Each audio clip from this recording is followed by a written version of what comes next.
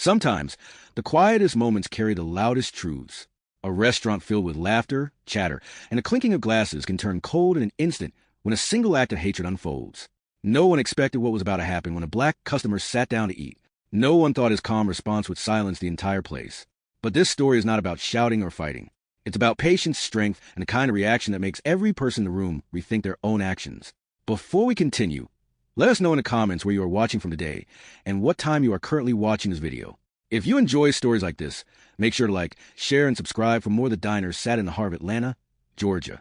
It was a Thursday evening, the kind of night when people came in with tired shoulders and hungry stomachs. The restaurant Maple and Main was known for its polished wood tables and old jukebox in the corner that still played Motown records on request. Families filled the booths, co-workers gathered at the bar, and couples leaned close across candlelit tables. At a corner table near the window, a man named David Carter walked in and took a seat. He was tall, broad-shouldered, dressed in a neat button-down shirt, and carried himself with quiet confidence. David wasn't just another customer looking for a meal. He was someone who had lived through enough to notice small things. He paid attention to the way people looked at him, to the way voices dropped when he entered certain spaces. That night, as he sat down, he noticed the waiter glance at him quickly and then roll his eyes before heading back toward the kitchen. David didn't react. He just opened the menu. The waiter, a young man named Kyle, wasn't much older than 23. He had been working at Maple and Main for just a few months, but he carried an edge with him, the kind that comes from holding on to bitterness. For reasons buried deep inside him, he carried dislike for people who looked like David. When Kyle approached the table, his smile was forced, his words sharp around the edges. "What can I get you?" he asked, not bothered with the warmth he had shown other customers earlier. David, calm and unbothered, looked up at him. "I'll start with some water, and I'll have the grilled chicken with mashed potatoes, please." Kyle scribbled it down without a word of acknowledgement and walked off. David leaned back in his seat, glancing around the room. He saw a family laughing over a shared plate of fries, two men in suits talking business near the bar, and a little boy pressing his nose against the jukebox. Life moved on, but something in the air around his table felt different, heavy, as if it carried a weight others couldn't see. Inside the kitchen, Kyle prepared the order slip. His co-worker, Maria, noticed the tension in his face. "You good?" she asked. Kyle smirked. "Yeah, just another customer." But when he poured the glass of water for David, he glanced over his shoulder, making sure no one was watching too closely. Then, in a reckless and ugly act, he leaned over and spat into the drink before placing it on the tray. Maria didn't see it. The cooks were busy with sizzling pans. The noise of the kitchen covered his action. Kyle carried the tray out, his step steady, his expression unreadable. He set the glass of water in front of David and placed a napkin neatly beside it. "Your food will be out soon," he said. David nodded. "Thank you." The waiter turned quickly and walked away. David sat for a moment, his hand resting on the cool surface of the glass. He hadn't taken a sip yet. Something about the waiter's movements had caught his eye. The quick look over the shoulder, the slight pause before setting the drink down. David had spent years reading people, knowing when something wasn't right. He looked around the restaurant. The hum of conversation was steady. The clinking of silverware on plates filled the air. No one else knew what had just happened. David didn't touch the glass. Instead, he folded his hands together, resting them on the table. His face gave nothing away. 10 minutes later, Kyle returned with a plate of food. "Grilled chicken with mashed potatoes," he said, sliding it onto the table. "Thank you," David replied evenly. Kyle forced another smile and walked away. David ate slowly, methodically, each bite calm, deliberate. He didn't rush. He didn't drink from a glass, though his throat felt dry. Instead, he studied the restaurant, the laughter, the warmth, the way people were lost in their own worlds. But David knew. He knew exactly what had happened to that drink. And the longer he sat there, the more the suspense began to stretch. A couple at the table next to him leaned in and whispered about their weekend plans. A man across the room signaled for another beer. None of them noticed the still, unreadable look on David's face. In the kitchen, Maria brushed past Kyle and frowned. "You're acting weird tonight," she said. Kyle shrugged. "Just doing my job." But inside, his chest buzzed with a mixture of adrenaline and unease. He thought he'd feel powerful, but instead, there was a gnawing tension he couldn't shake. Back at the corner table, David set his fork down. He reached into his pocket and pulled out a small notebook. He wrote something down quickly, then slipped it back inside. His expression never changed. Then he leaned back, folded his arms, and waited. The room carried on, unaware that something was building at that table by the window. The question wasn't whether David knew. The question was, what would he do next? The restaurant clock ticked quietly above the counter, though no one noticed. Maple and Main had settled into its usual Thursday rhythm. Waiters moved between tables with trays. Cooks shouted orders back and forth, and the jukebox in the corner played an old Marvin Gaye tune. At the window table, David Carter remained still. His food was half-eaten, his drink untouched. His eyes followed the movement of the waiter, Kyle, who carried himself with a kind of nervous energy that only showed to someone who knew how to look. David's calmness was not ordinary. Most people, after catching even a hint of disrespect, would have caused a scene, raised voices, complaints to management, maybe even walking out. But David was different. He didn't rush into anger. He was a man who believed in letting silence do the heavy lifting. Still, inside him, there was a storm. Every bite of chicken was measured, chewed slowly, swallowed with a weight pressing down his chest. He remembered other moments in his life, other rooms where eyes followed him, other times when he had been tested simply for existing. This was not new, but tonight felt different. Tonight, there was an audience, even if they didn't know it yet. At the other end of the room, Kyle leaned against the counter. He glanced toward David's table and noticed the glass still full. His stomach tightened. He told himself it didn't matter. The man probably wasn't thirsty. But the unease kept creeping in. Maria, passing by with a tray, gave him a strange look. You're checking on that guy like every 2 minutes. What's up with you? Kyle forced a laugh. Nothing. Just making sure he's taken care of. But Maria had worked in restaurants long enough to know when something was off. She didn't push, though. The night was too busy for digging into one of Kyle's moods. David finished the last bite of his meal and set his fork down. He didn't touch the water. He just folded his napkin neatly beside the plate. Then he raised his hand slightly, not snapping, not impatient. Just enough to catch the eye of another waiter walking past. The young man, tall with a shaved head, stopped. Can I help you, sir? David's voice was even. Yes. Could you ask the manager to come over, please? The waiter nodded. Of course. Kyle, from across the room, froze. He saw the exchange, felt his chest tighten, and quickly pushed off the counter. His palms were sweating now. When the manager, Mr. Franklin, appeared, he wore the polite smile of a man who had dealt with countless customers over the years. He was in his late 40s, stocky, with neatly combed hair and a press shirt that always smelled faintly of starch. Good evening, sir, Franklin said, approaching the table. Is everything all right with your meal? David looked up at him, his expression calm but unreadable. The food was fine, but I need to talk to you about something more serious. The room around them hadn't noticed yet. Conversations went on. Silverware clinked. The jukebox hummed. But Maria, wiping a table nearby, slowed her movements. She sensed a shift. Franklin's smile faltered. Of course. What seems to be the problem? David leaned forward slightly, lowering his voice just enough to draw Franklin, Indiana. I want to be very clear with you before I say this. I didn't come here looking for trouble. But trouble came to me tonight. Franklin's eyes narrowed. Go on. David gestured toward the untouched glass of water. I saw what your waiter did before he brought this to my table. Franklin stiffened. He looked at the glass, then at David. What do you mean? David's voice didn't rise. It was steady, controlled. He spat in it. The words hung in the air like a drop plate.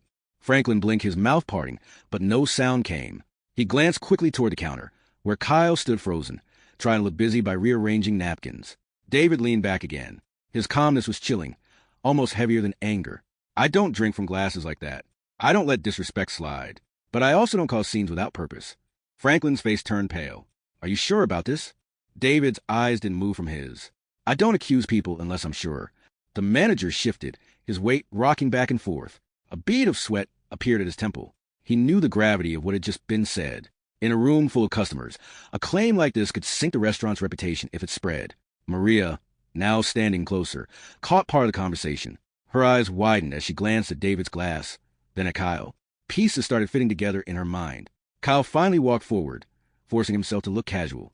Everything okay over here? He asked, his voice a little too high-pitched. Franklin turned to him sharply. Kyle, sit down in the back. Now. The edge in Franklin's voice made nearby diners glance up. Conversation slowed. A faint hush crept into the air. Kyle's smile twitched. What's the problem? David didn't move. He just folded his arms, his gaze locked on the young waiter. The silence between them was like a rope pulled tight, ready to snap. The restaurant was beginning to notice. The family at the booth nearest the window stopped talking, their eyes drifting toward David's table. At the bar, a man set down his drink and turned halfway in his stool. The little boy near the jukebox tugged on his mother's sleeve, pointing. Tension spread like smoke. Franklin lowered his voice, but it still carried enough weight. Kyle, go to the back. Now. Kyle swallowed hard. His hands twitched at his sides.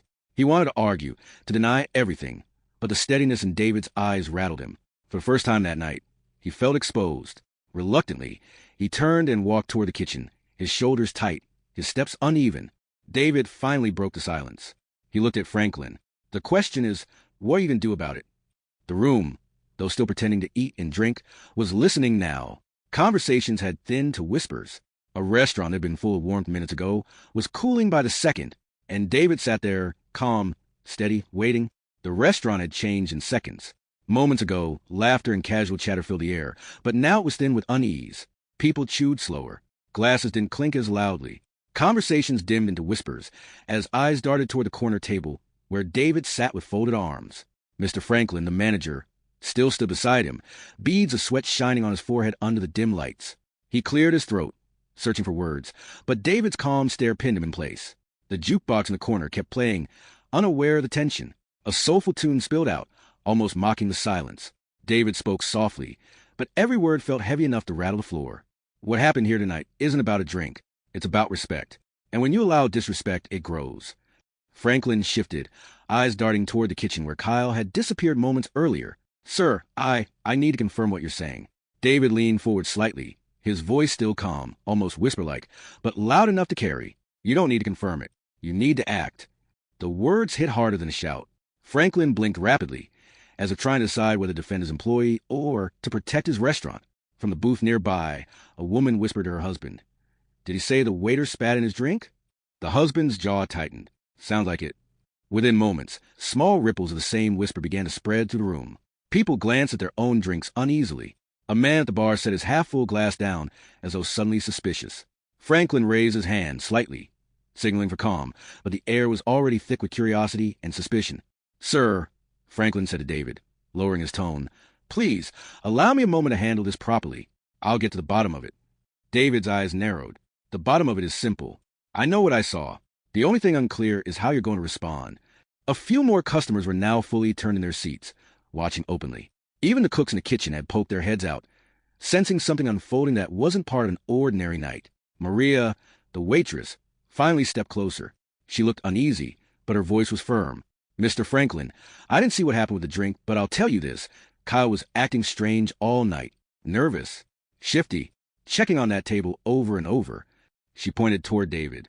The room murmured louder. Franklin's jaw tightened. He turned toward the kitchen, his face hardening. Kyle, out here. Now. The swinging doors creaked, and Kyle stepped out slowly. His shoulders were stiff, his face pale, but he forced a cocky half-smile. What's the problem? Franklin's voice cracked like a whip. Tell me right now, did you spit in that man's drink? The room froze. Forks hovered midair. All attention locked onto Kyle. Kyle chuckled nervously. What? That's crazy. Of course not. David didn't move. He didn't even blink. His silence was louder than any denial. Franklin stepped closer, towering over the young waiter. Don't lie to me. Not tonight. Kyle looked around the room, realizing every pair of eyes was on him. He shifted his weight, ran a hand through his hair, and forced out a laugh that fell flat. I didn't do anything. This guy's just making stuff up. A man at the bar muttered. You can see it on his face. He's lying. Maria folded her arms. Kyle, you better tell the truth. Because if you did it and he saw you, it's not going away. Kyle's fake smile cracked. He glanced at David, still calm, still unreadable, and something about that unshaken stare cut deeper than yelling ever could. He stammered. Look, maybe I leaned too close to the glass. Maybe, he thought. Franklin slammed his hand against the counter, making plates rattle. Enough. Did you spit in the man's drink or not? The room held its breath. Finally, Kyle muttered under his breath. Yeah, I did.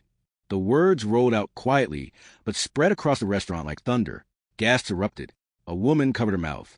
The man at the bar stood up straight, his face hardening with disgust. Franklin's face flushed red. He looked as though he had just been slapped. You what? Do you have any idea what you've just done? David still hadn't moved. His calmness was chilling now. His arms remained folded, his gaze fixed firmly on the young waiter. Kyle shrugged weakly, trying to regain some ground. It's just a glass of water. No big deal. No big deal? Franklin nearly exploded. His voice echoed across the walls. You humiliated this man. You insulted this restaurant. And you think that's no big deal? Customers were now openly voicing their anger. That's disgusting, one woman snapped. Fire him right now, a man shouted. But David raised one hand, and the room went silent again. He finally spoke, his voice steady, quiet, yet commanding. Let him talk. Let him tell us why. The silence deepened. Kyle's lips trembled. He wasn't prepared for that. He expected shouting, demands for him to be thrown out, maybe even police. but this calm demand for an explanation sliced deeper. His throat bobbed as he swallowed. I don't know. I didn't like the way you looked at me. Thought you were. You know. His words fell apart, trailing into nothing. The shame in his tone was heavier than the anger around him. David didn't answer right away. He simply sat back, his gaze fixed like a weight Kyle couldn't escape. The silence grew unbearable. People in the restaurant shifted uncomfortably in their seats. Finally, David spoke again. So it wasn't about the drink. It was about me. Kyle looked down at his shoes. His silence was confirmation enough. The room erupted in low voices again. People shook their heads, muttering about what they'd just witnessed. Some looked away, embarrassed to be in the same space as a young waiter. Franklin's voice cracked again, loud and sharp. Kyle, you're done here. Get out, and don't come back. But as Kyle turned toward the door, David's calm voice stopped him in his tracks. Not yet. The room froze again. Every eye turned back to the man at the window, whose silence carried more weight than the anger of the whole crowd. The words, not yet, cut through the restaurant like a sharp blade. Kyle stopped mid-step, his hand hovering near the door. Everyone in the room froze, watching the man at the corner table who had spoken so quietly, yet carried more authority than anyone else. David Carter's calmness was unnerving. He hadn't raised his voice once, but the weight of his silence had already bent the entire restaurant around him. Mr. Franklin, the manager, frowned. Sir, he admitted what he did. I've already told him to leave. David lifted his hand slightly, and Franklin stopped talking. There was something in the gesture, simple, controlled, but commanding enough to silence even the manager. David's voice was steady. Leaving now would be too easy. He needs to face what he did, not just walk out and forget it the next day. The crowd stirred. A woman at the bar whispered to her friend, He's right. If that boy just walks out, nothing changes. Kyle shifted uncomfortably, sweat forming on his forehead. What do you want from me? His voice cracked with nerves. David leaned forward, placing his hands flat on the table. I want you to understand what it means to humiliate someone, to reduce them to a joke for your own satisfaction. You spat in that glass because you thought I wouldn't notice. You thought I wouldn't matter. The words landed heavy. The customers' eyes bounced between the two men. Some nodded slightly. Others looked down, uncomfortable with the raw truth spilling into the air. Kyle tried to deflect with a weak laugh. Man, it's not that serious. That set the room off. A man at the bar slammed his fist against the counter. Not that serious? You could have made him sick. You disrespected him in front of everyone without him even knowing. A woman snapped. You should be ashamed of yourself. The whispers grew into low voices, the energy in the room shifting from curiosity to anger. David, however, stayed calm. His tone dropped even lower, making the crowd lean in just to hear him. Do you see this room, Kyle? Everyone here watched you admit what you did. They'll remember this night for a long time. And so will you. Kyle's chest rose and fell quickly, his breathing shallow. His bravado was slipping fast. He looked at Franklin, hoping the manager would step in. But Franklin only crossed his arms, his face stone hard. For once, the manager wasn't going to save him. David's eyes stayed locked on Kyle. You owe me more than a half-hearted excuse. You owe everyone here the truth. Say why you did it. Not just to me, but to all of them. The crowd quieted again, waiting. Kyle's throat bobbed as he swallowed. His hands fidgeted at his sides. For a long moment, he didn't speak. The silence pressed down on him, heavier and heavier, until finally he broke. I don't know why I did it, he muttered. He stopped, shaking his head. I was angry. I thought you were looking at me like you were better than me. David tilted his head slightly. And that was enough reason for you to spit in my drink? Kyle's voice wavered. I wasn't thinking. It was stupid. The people in the restaurant murmured again, disgust and disbelief spreading through the crowd. Maria, the waitress, stepped forward, her voice sharp. You've been bitter since the day you started working here, Kyle. But this crossed a line. You didn't just disrespect him. You disrespected all of us who work here. Kyle opened his mouth, but no words came out. David finally stood up. His tall frame towered over the table, his calmness more intimidating than fury ever could be. The room went completely silent again. Even the jukebox seemed to hum lower, its music fading into the background. David took a slow step forward, his eyes never leaving Kyle. You thought I wouldn't matter. That I'd sit quietly, drink from that glass, and never know. That's how people like you get away with things. Kyle swallowed hard, his lips trembling. But you were wrong, David continued, because now everyone here knows. They saw, they heard, and they won't forget. The restaurant was so still you could hear the soft clink of a fork hitting a plate somewhere in the back. Kyle shifted from foot to foot, shrinking under the weight of the stairs around him. His fake bravado had crumbled entirely. He looked like a boy caught stealing, not the smug young man who had walked into the shift earlier that night. Franklin finally spoke, his voice low and firm. You're done here, Kyle. But before you walk out of this restaurant, You're going to do exactly what this man says. David's eyes narrowed slightly, his tone colder than before. Start by apologizing. Not the kind of apology you mutter while looking at the floor. Look at me, and mean it. Kyle hesitated, his mouth opening and closing like he was searching for an escape. But there was none. Every eye in the room demanded it. Slowly, he lifted his gaze, though it shook. I'm sorry, he whispered. The crowd shifted, unimpressed. David's voice sharpened. Say it like you mean it. Kyle's voice cracked louder this time. I'm sorry. I shouldn't have done it. It was wrong. I disrespected you. I disrespected everyone here. The words rang out, bouncing off the restaurant walls. A woman near the door nodded firmly. Now that's the truth. David studied him for a long moment, the silence thick again. Finally, he gave a slow nod. That's a start. But just as the tension seemed to settle, David turned slightly, his voice carrying enough of the whole room. But an apology doesn't erase what he did. Not tonight. The room stiffened again. Whispers rippled. Everyone leaned in, waiting. What was David going to do next? The air in Maple and Maine felt heavier than before. What had started as a casual evening meal had turned into something no one could ignore. Customers leaned forward in their booths. Glasses sat untouched. Forks rested on plates. All eyes stayed locked on David and the trembling young waiter in front of him. David stood tall, his presence commanding the room without a raised voice or a single sudden move. Kyle, on the other hand, looked smaller with every passing second, as if the weight of everyone's eyes was pressing down on him. The manager, Mr. Franklin, stayed silent, his arms folded tight across his chest. His face was red, not just from anger at Kyle, but from the shame of knowing that his restaurant had now become a stage for something ugly. David's voice was low but clear, carrying through the room like a steady drumbeat. Apologies are easy, Kyle. You say a few words, and you think that's enough to wipe away what you did. But the truth is, words without weight mean nothing. Kyle swallowed hard. I meant it. David shook his head slowly. No, you meant to save yourself. There's a difference. The room hummed with whispers again. A couple near the back nodded, their expressions hard. One man muttered, He's right. Kid's just scared because he got caught. Maria, the waitress, stepped forward slightly. Mr. Carter's not wrong. You don't spit in someone's drink and then think a sorry fixes it. Kyle's face turned pale. His hands trembled at his sides, but he forced himself to look at David again. What do you want me to do? David leaned forward, his voice sharp but steady. I don't want you to do anything for me. I want you to do something for yourself. Own it, in front of every single person here. The whispers rose again, a ripple of suspense moving through the room. Kyle's voice shook. Own it how? David didn't break eye contact. Tell them. Tell every person here what you did and why. Say it loud. Say it so no one can walk out of this restaurant tonight without knowing the truth. Gasps spread through the room. A woman put her hand to her mouth. A man at the bar muttered, Oh, this is about to get real. Kyle's eyes widened. What? You want me to? David's voice cut him off. Yes, right here, right now.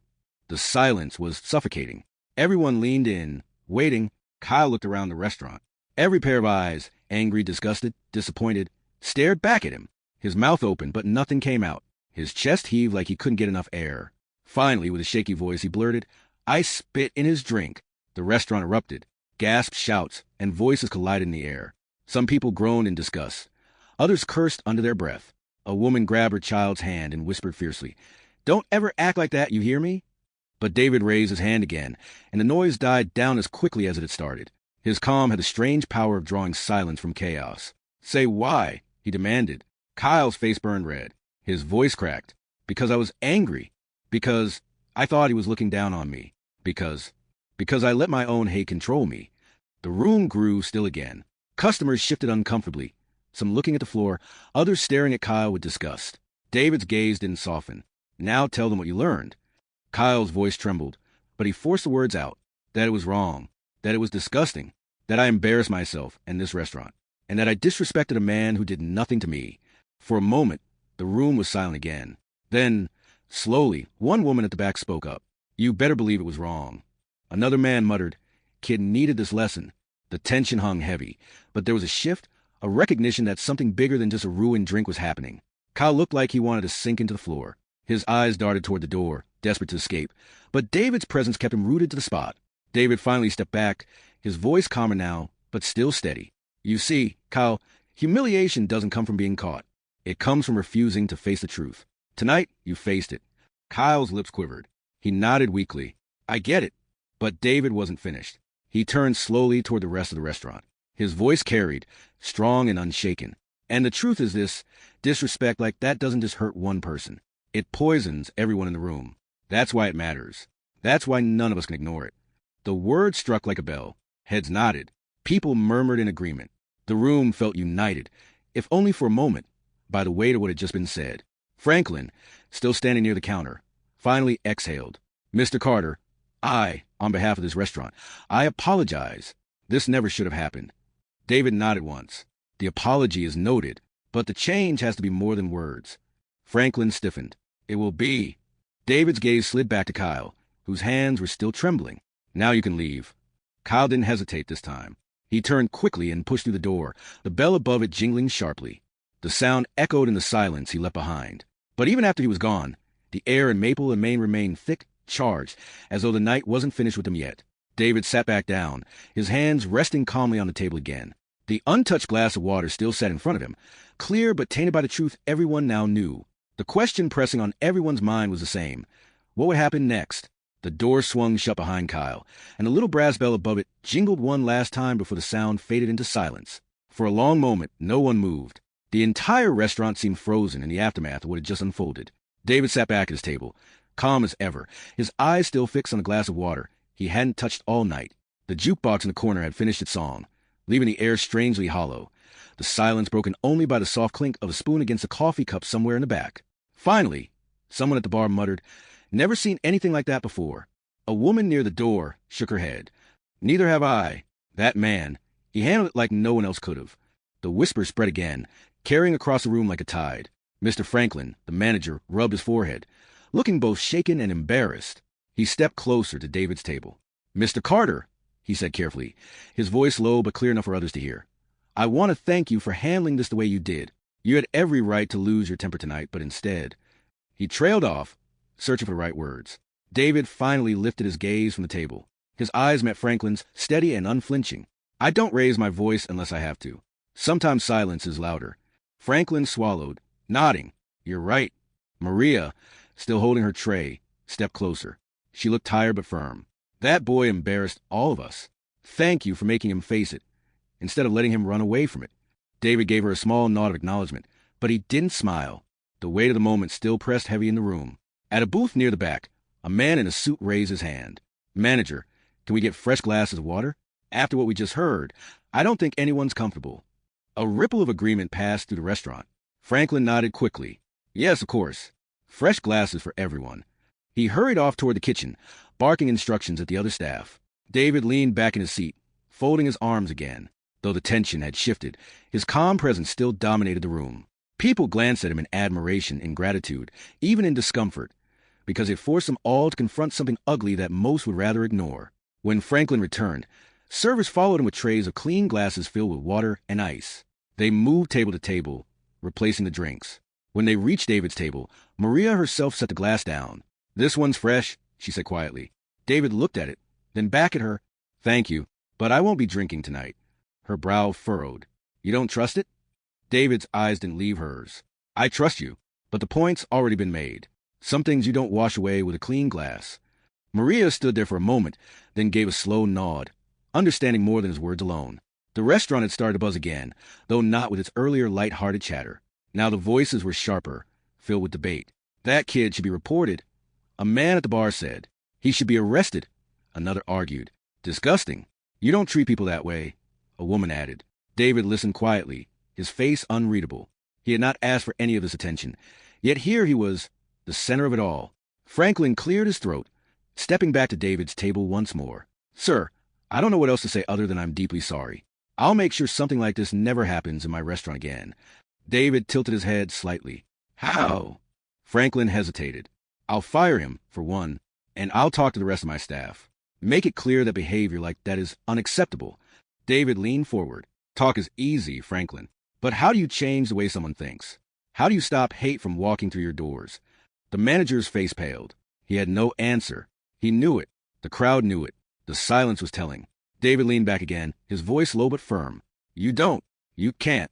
All you can do is decide what you allow and what you won't." The words struck hard. Franklin nodded slowly, his face set with a new kind of determination. But the room hadn't let go of the tension yet. A man at the bar raised his voice suddenly. You know what? That boy should have been thrown out the second it happened. Why waste time making him talk? He didn't deserve the chance. A woman in a booth snapped back. No, he needed that. If he walked out without facing it, he'd never learn. Tonight, he'll never forget. Voices rose. Opinions clashed.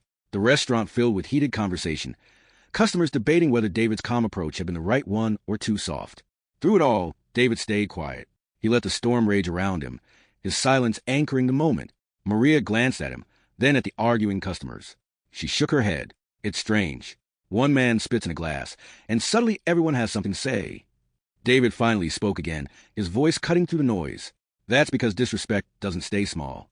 It spreads. And when people see it, they have to choose ignore it or face it. Tonight we faced it. The voices fell quiet again. The truth in his words lingered in the air. David stood up slowly, sliding his chair back.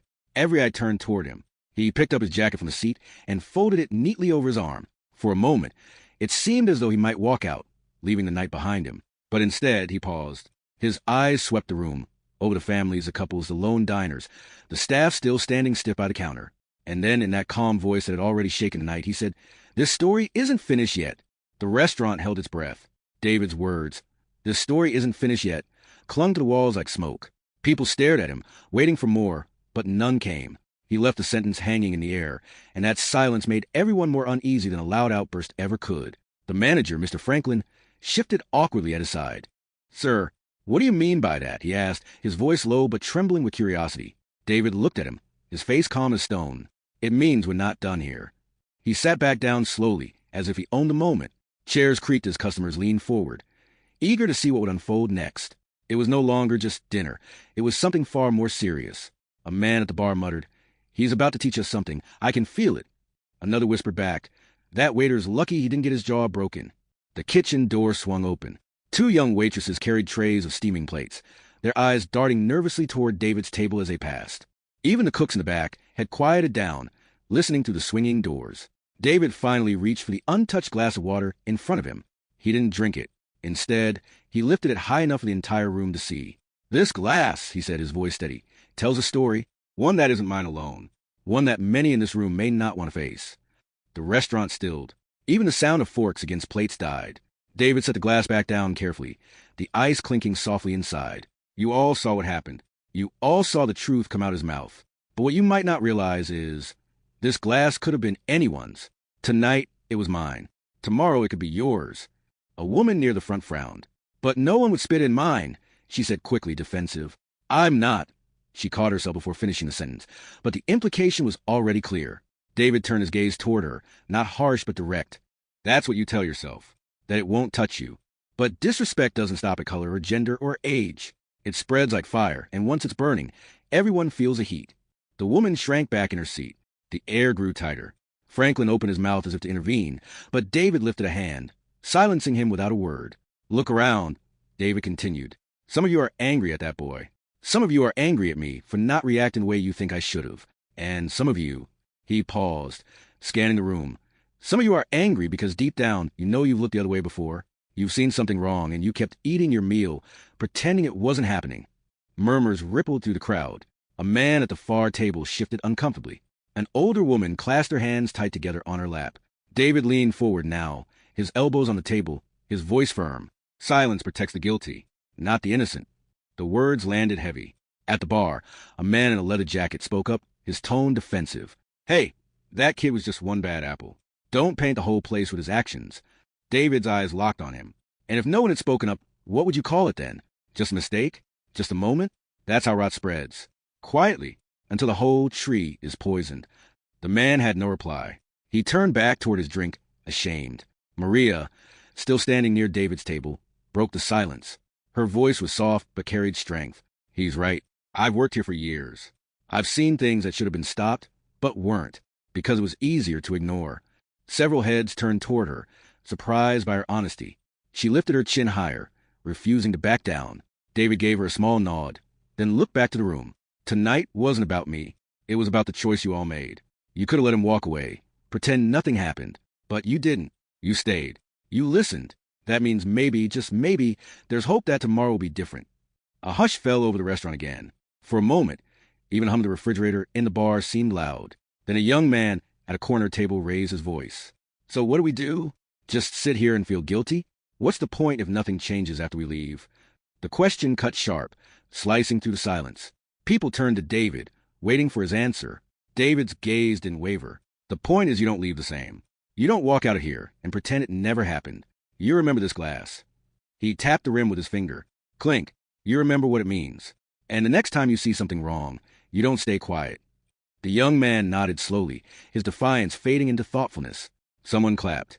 Just once. The sound echoed awkwardly in the room. Then another joined in, and another.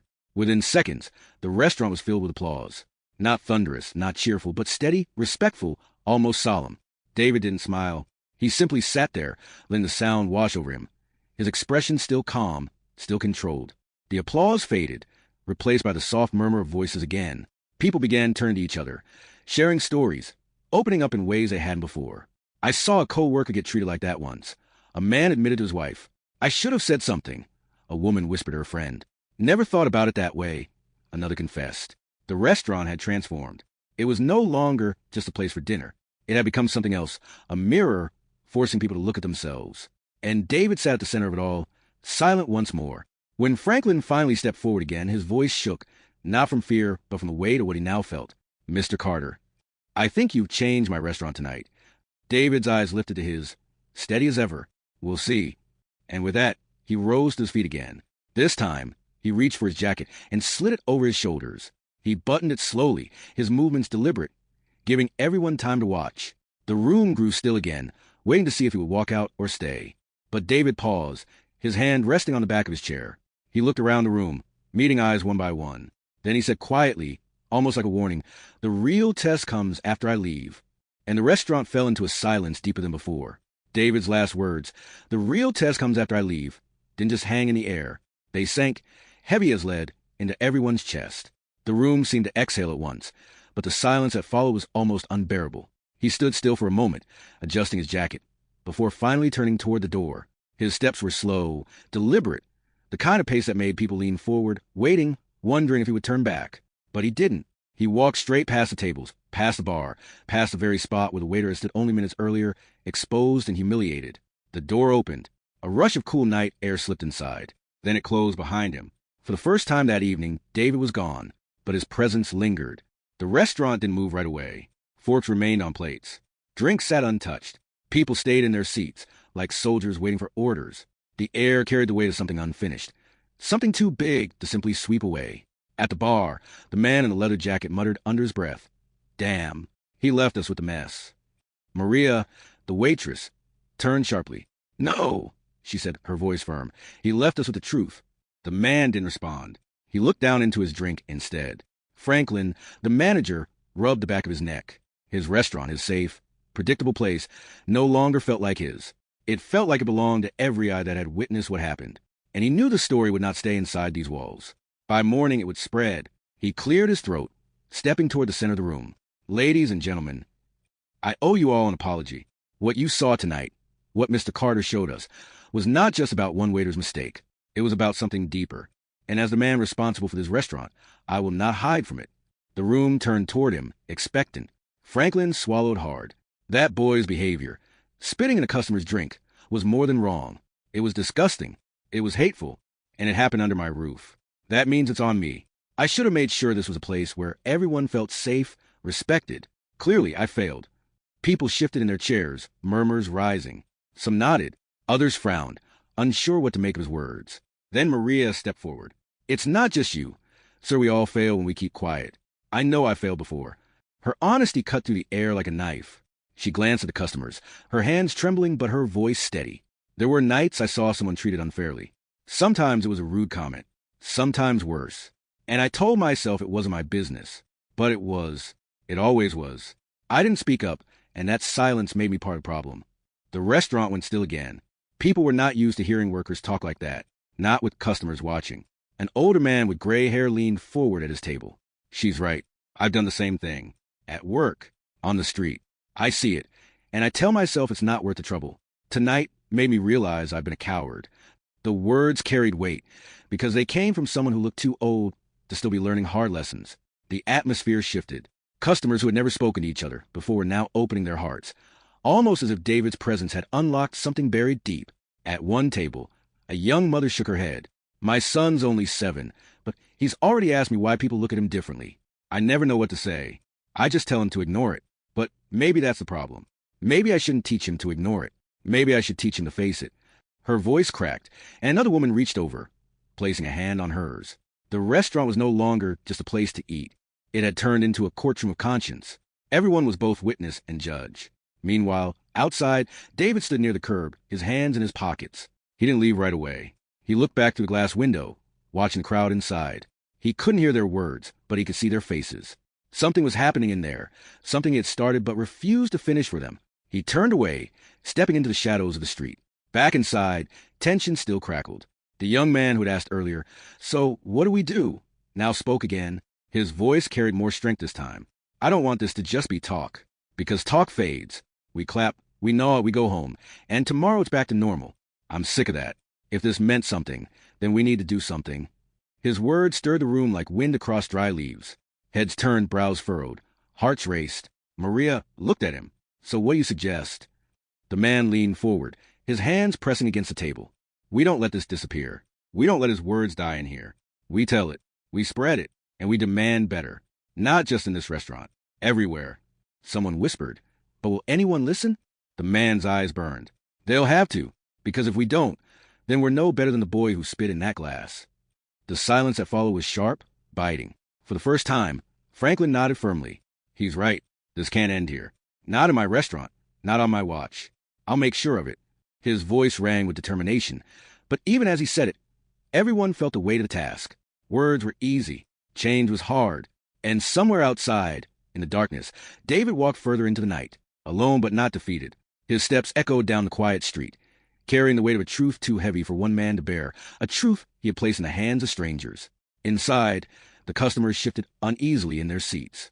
No one wanted to be the first to leave. To walk out now felt like betrayal.